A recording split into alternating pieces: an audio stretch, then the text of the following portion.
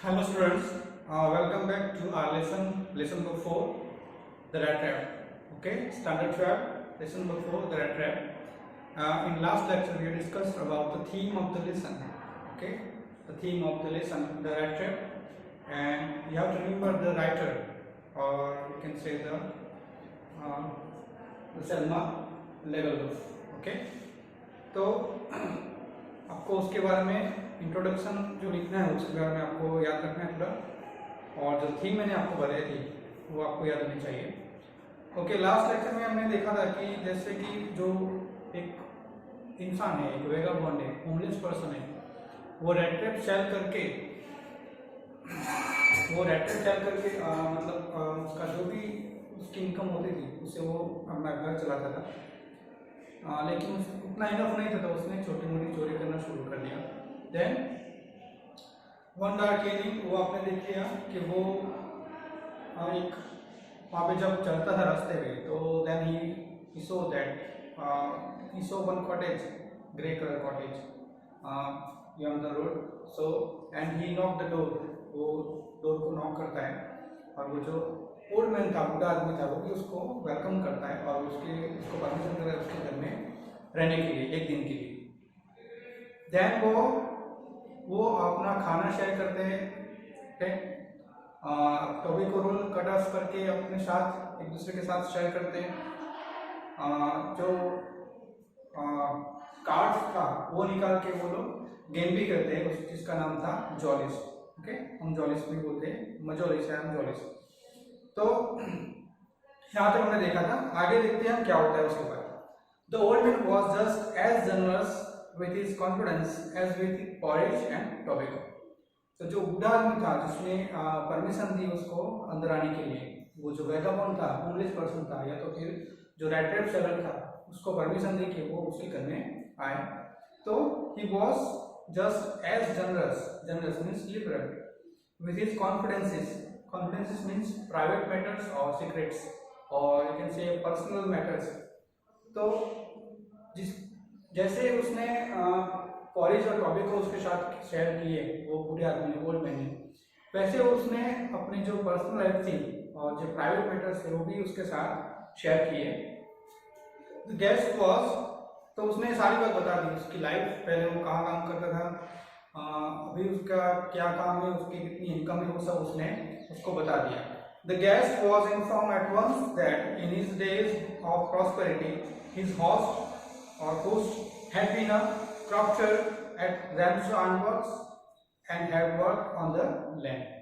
तो जो गेस्ट था, रेड ट्रैप सेलर था, उसको बताया गया, he was informed at once, उस टाइम उसको बताया गया कि in his days of prosperity his host का मीनिंग यहाँ पे होता है जो ओल्ड मैन है वो, तो his host उसको बताया गया कि जब वो सक्सेसफुल था, जब जो ओल्ड मैन था उसने उसको बताया कि जब मैं यहाँ पे काम करता था तब मैं थोड़ा रिच था और मेरे पास पैसे भी थे। तो वो पहले कहाँ काम करता था, यहाँ पे लिखा है, in his days of prosperity his host had been a proctor at Ramsey Ironworks and had worked on the land। तो एक टाइम था कि बूढ़ा आदमी जो ओल्ड मैन था वो रेम्सो आयरनवर्क्स में एज अ प्रॉक्टर, जो लैंड पे काम करते हैं, फार्मर जिसको बोलते हैं, वो लैंड को रेंट करके वो फिर खेती करते हैं, उसको हम प्रॉक्टर बोलेंगे। तो वो एज अ क्रॉप्टर काम कर रहा था वहाँ पे, और had work on the land, उसने लैंड के ऊपर भी काम किया है। Now that he was no longer able to do day labour, it was his cow which supported him. अभी वो बूढ़ा हो गया है तो वो डे लेबर नहीं कर सकता, काम नहीं कर सकता, मजदूरी नहीं कर सकता, जिसकी वजह से उसने एक काउ परचेज की, और वो काउ है जो उसको सपोर्ट करती है, उसके पास एक काउ है जिसकी वजह से उसकी इनकम होती है। Yes, that bossy was extraordinary। तो उसने काउ को यहाँ पे बॉसी बुलाया। Yes, that bossy was extraordinary, वो थोड़ी extraordinary थी। She could give milk for creamery every day, and last month he had received all of 30 kroner in payment। तो जो काउ थी उसका जो मिल्क था उतना अच्छा था कि वो क्रीमरी के लिए, फैक्ट्री के लिए वो यूज करता था, और वो उसको सेल करके कुछ पैसे उसको मिलते थे, और लास्ट मंथ उसने ये सब के 30 kroner उसको मिले थे। Stranger must have seemed incredulous, for the old man got up and went to the window. तो stranger था वो थोड़ा, उसको ऐसा पूछ सकते कि stranger must have seemed incredulous, for the old man got up and went to the window. तो उसको लगा कि शायद उसको मेरे बात पे यकीन नहीं है, तो उसने क्या किया, वो खड़ा हो गया और खड़े होके विंडो के पास चला गया। जो बूढ़ा आदमी था वो took down the leather pouch which hung on the nail on in the very window frame. उसने वो जो लेदर का पाउच था वो निकाल के उसको बताया। And picked out 3 wrinkled 10 kroner bills. तो उसने क्या किया, वो खड़ा हो गया, उसको ऐसा लगा कि ये जो रेड टेप सेलर है उसको मेरी बात पे यकीन नहीं है, तो उसने खड़े होके विंडो के पास गया, उसके पास जो लेदर पाउच था वो निकाला, उसमें से 30 kroner के 10 kroner के 3 नोट्स उसने निकाले, टोटल 30 kroner उसमें से बाहर निकाले। मैंने आपको पहले बताया था क्रोनर एक उसकी स्वीडन की करेंसी है। ओके, और आई थिंक उसका rate 1 kroner I think equal to 8 rupees होता है उसका, जो अगर आप उसको कन्वर्ट करें तो 30 kroner का 260 समथिंग होता है। Okay, 260 rupees. तो 30 kroner उसने वो नोट निकाल के उसको दिखाया। Then this he had before the eyes of his guest, उसने निकाले उसके जो गेस्ट था उसके आंखों के सामने, और उसको निकाल कैसे उसको दिखाया। Nodding noisily and then stuff them back into the pouch, और उसने जो पैसे थे वो फिर से उसके पाउच के अंदर डाल दिए। The next day both man got up in good season. तो नेक्स्ट डे जो था दूसरे दिन, वो लोग good season means wake up early और अर्ली इनफ, वो जल्दी उठ गए दोनों लोग। The crofter was in a hurry to milk his cow, and the other man probably thought he should not stay in bed when the head of the house had gotten up. तो जो crofter था उसको वो जल्दी उठ गया क्योंकि उसको जो काउ थी वहाँ से उसको दूध निकालना था, मिल्क निकालना था। तो एंड द अदर मैन, जो दूसरा आदमी था रेड सेलर था, उसको भी जल्दी उठना पड़ा क्योंकि जो ऑनर ऑफ द हाउस था, हाउस का जो ऑनर था वो जल्दी उठ गया, तो उसको भी जल्दी उठना पड़ा। They left the cottage at the same time, दोनों ने एक सेम टाइम कॉटेज लेफ्ट किया। The crofter lock the door and put the key in his pocket, crofter ने डोर लॉक किया और जो की थी वो उसने अपने पॉकेट में डाल दी। The man with the red cap said goodbye and thank you. तो जो रेड कैप के साथ जो आदमी था, वैकमोन था, होमलेस पर्सन था, उसने उसको थैंक यू बोला, गुड बाय बोला और वहां से निकल पड़ा। And thereupon each went his on way, दोनों अपने अपने रास्ते निकल पड़े। But half an hour later the red cap peddler stood again before the door. तो लेकिन क्या हुआ, half an hour later the red cap came back to the same place, came back to his house, the crofter's house. वो फिर से जो crofter का house था वहां पे वापस आया। He did not try to get in, उसने अंदर जाने की कोशिश नहीं की। However, he only went up to the window, उसने क्या किया, विंडो के पास गया, smashed a pen and stuck in his hand, window के पास गया, smashed the pen, विंडो की जो ग्लास होती है वो उसने उसको तोड़ दिया, ब्रेक कर दिया, and stuck in his hand, और उसका जो हाथ था उसके अंदर डाला।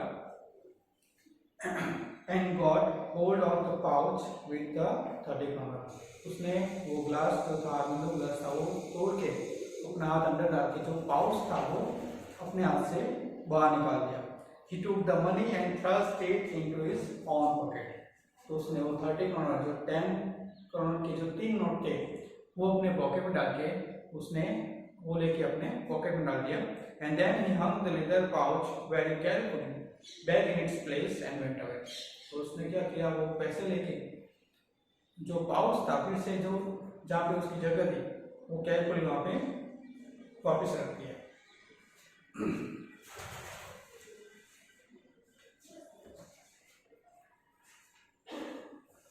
And then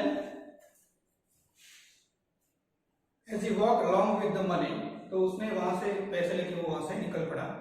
As he walked along with the money in his pocket, he felt quite pleased with his smartness. He realized, of course, that at first did not continue on the public highway. तो वहां से निकल पड़ा, वो सोचने लगा कि उसने बहुत ही स्मार्ट काम किया है चोरी करके, पैसे वहाँ से निकाल के। और उसने सोचा कि बिगनिंग में जो मतलब अभी जो टाइम है वो उसको हाईवे से थोड़ा दूर, रोड साइड नहीं लेकिन रोड साइड से थोड़ा ऑफ रोड जिसको बोलते हैं, या फिर फॉरेस्ट में उसने सोचा कि मुझे पहले फॉरेस्ट जो रास्ता है वहाँ से निकलना चाहिए ताकि कोई देख ना ले। During the first hours, this caused him no difficulty. तो उसको शुरुआत की जो घंटे थी उसको कुछ प्रॉब्लम नहीं हुई। Later in the day, it became worse for it was a big confusing forest which he had gotten into. लेकिन जैसे जैसे टाइम गया वैसे वैसे उसके लिए वो डिफिकल्टी का टाइम था, क्योंकि जो फॉरेस्ट था वो बहुत डीप था, वो उसको पता नहीं चलता कि कहाँ से वो बाहर निकले। So later in the day, first hours, this caused no difficulty, but it became worse for it was big and confusing forest which had gotten into. He tried to be sure to walk in a definite direction, but the paths twisted back and forth so strangely. वो सोचता था कि वो एक definite एक particular रास्ते पे वो चले, लेकिन उस जो रास्ते थे वो बहुत ही ट्विस्टेड थे।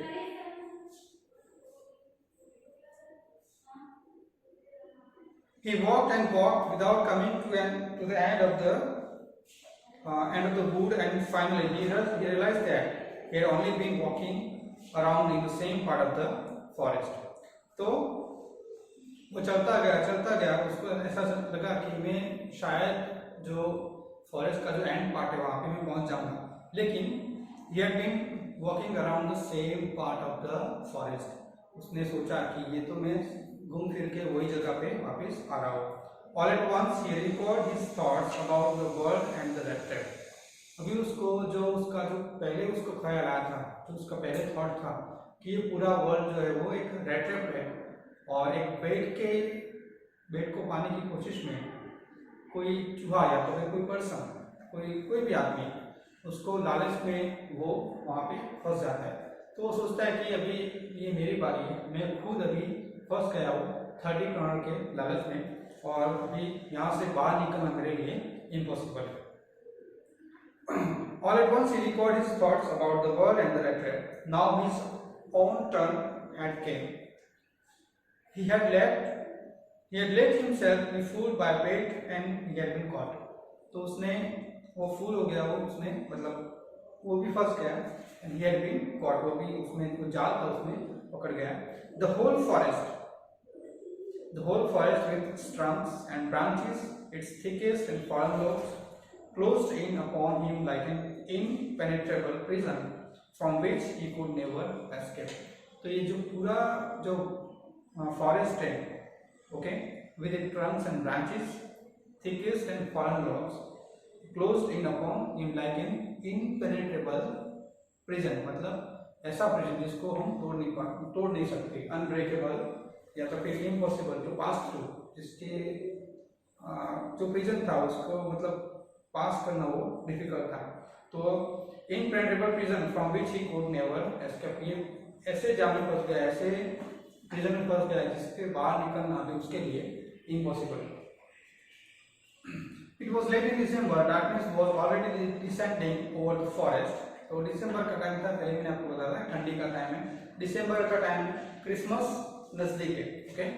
This increased the danger and increased also his gloom and despair. तो दिसंबर होने की वजह से, एंड ऑफ द दिसंबर था, तो अंधेरा ज़्यादा जल्दी हो जाता था, तो इंक्रीज द डेंजर, तो उसके लिए ज़्यादा से ज़्यादा उसको प्रॉब्लम हो रही थी, और जो डेंजर था वो भी इंक्रीज हो रहा था, and also increase his gloom means sadness and despair means loss of hope. तो धीरे धीरे वो सैड मतलब उसकी जो सैडनेस थी वो भी इंक्रीज हो रही थी, और उसका होप था वो भी धीरे धीरे वो खो चुका है। Finally he saw no way out and he sat down on the ground. उसने देखा कि अभी उसके पास कोई रास्ता नहीं है बाहर जाने के लिए, and he sat down means fall down on the ground, tired to death, thinking that his last moment had come. तो वो थक गया, वो वहाँ पे जमीन के ऊपर सो गया, ऐसा सोच के कि अभी उसका जॉन थे वो भी नजदीक है, वो भी मरने वाला है, he is going to die soon. But just as he laid his head on the ground, he heard a sound, a hard, regular thumping. There was no doubt as to what that was. तो जैसे वो नीचे गिर गया और नीचे मतलब बैठने के लिए वहाँ नीचे गया, उसका हेड जिसे नीचे जमीन पे रखा, तभी उसको एक रेगुलर थम्पिंग की आवाज आ रही थी.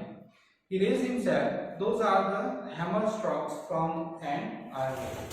तो उसने अपने आप को खड़ा किया और उसको पता चल गया कि ये हैमर की रेगुलर थम्पिंग की आवाज है जो नजदीक के जो आयरन मिल है वहां से आ रही है. There must be people nearby. तो उसने सोचा कि यहाँ पे आजू बाजू पर मतलब कोई लोग यहाँ पे होंगे. He summoned all his strength, got up and staggered in the direction of the sound. तो ही समन ऑल स्ट्रेंथ, उसने अपनी जो स्ट्रेंथ थी वो कलेक्ट की और खड़ा हो गया. Staggered means walk unsteadily in the direction of the sound. जहाँ से आवाज आ रही थी वहाँ पे उसने चलना शुरू कर दिया. The Ramsau iron works, which are now closed down, were not so long ago a large plant with smelter, rolling mill and forge. तो यहाँ पे रैमसो आयरन वर्क के बारे में थोड़ा बहुत बताया गया है कि टाइम जो था वो अभी रैमसो आयरन वर्क अभी बंद हो चुका है, इतना टाइम नहीं हुआ है, अभी बंद हुआ है. और एक लार्ज प्लांट था जहाँ पे स्मेल्टर मतलब मेटल को स्मेल करते थे, वो लोग मेल्ट करते थे. वो मिल थी एक रोलिंग मिल एंड फॉर्ज, जिसमें वहाँ पे भट्टी भी थी. फॉर्ज मतलब भट्टी जिसको बोलते हैं आप. In the summer time, long lines of heavily loaded barges and scows slid down the canal. तो समर टाइम में बड़ी बड़ी लाइन्स लगती थी किसकी, heavily loaded barges. Barges means boat, एक टाइप का बोट है. एंड स्काउस मीन्स कार्गो बोट जिसको बोलते हैं हम. Slid down the canal, canal के नीचे से हैवीली लोडेड चारकोल भरी हुई बहुत सारी बोट और स्काउस बोलते हैं और बार्जेस बोलते हैं, उसकी लाइन वहाँ पे थी समर टाइम में. वहाँ पे उसका टाइम वो एक्सप्लेन करे कि समर टाइम में ऐसा होता था पहले. Which led to a large inland lake and in the winter time the roads near the mill were black from all the coal dust which sifted down from the big charcoal crates. और winter time में क्या होता था, ये जो जब वहाँ से निकलते थे तभी जो चारकोल का जो डस्ट था उससे जो रोड्स थे वो भी ब्लैक हो चुके थे, ब्लैक होने लगते थे. तो ये यहाँ पे थोड़ा रैमसो के बारे में बताया कि समर के टाइम में जो बड़ी बड़ी बोट या कार्गो बोट थी वो सामान लेके हैवी लोडेड वो वहाँ पे आती थी. और विंटर टाइम में जो रोड्स थे वो चारकोल का जो डस्ट होता था ब्लैक, उसकी वजह से जो रोड्स थे वो भी ब्लैक हो जाते थे. Okay. So during one of the long dark evening just before Christmas, the master smith and his helper sat in the dark forge near the furnace waiting for the pig iron. तो अभी वापस हम जहाँ पे थे वहाँ पे आ जाते हैं. वो आदमी जो वेगाबॉन्ड था रेड सेलर वो वहाँ पे पहुँचता है जहाँ पे उसको थम्पिंग की आवाज आ रही थी. तो वहाँ पे एक मिल थी और दो लोग वहाँ पे काम कर रहे थे. During of the long dark evening just before Christmas के बिफोर एक दिन था कि दोनों लोग काम कर रहे थे. जब वो रेड ट्रैप वहाँ पे पहुँचता है द मास्टर स्मिथ, तो एक आदमी था master Smith and his helper. तो स्मिथ एंड उसका हेल्पर था, दोनों बैठे हुए थे dark forge near the furnace waiting for the pig iron. तो पिग आयरन के लिए उसको वेट कर रहे थे. पिग आयरन मतलब रो मटेरियल होता है, रो आयरन होता है जो माइन से सीधा आता है वो. तो वो गर्म हो रहा था फर्नेस के ऊपर, उसको देख के वो लोग वेट कर रहे थे. Which had been put in the fire, जो उसको फायर में लेके जाएंगे to be ready to put on the anvil. Okay. Anvil का मतलब हैवी आयरन ब्लॉक, जो ब्लॉक होता है आयरन का उसको हम एंविल बोलेंगे. तो वो जो चारकोल था या तो फिर जो माइंस से जो आयरन आ रहा था, तो आयरन को वो गर्म करके उसको रेडी करके वो लोग एंविल बनाएंगे.